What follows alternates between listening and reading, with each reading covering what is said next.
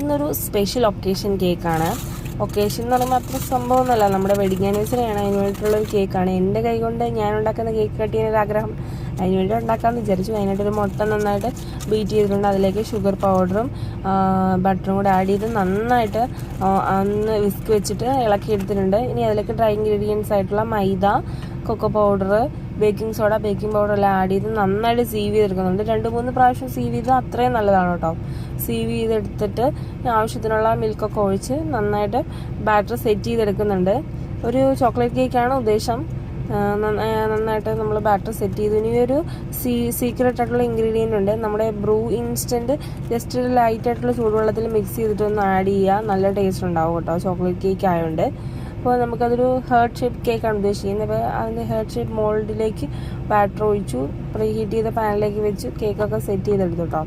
ഇനി നെക്സ്റ്റ് നമ്മുടെ പരിപാടി എന്ന് പറഞ്ഞാൽ ഐസിങ്ങിനാണ്.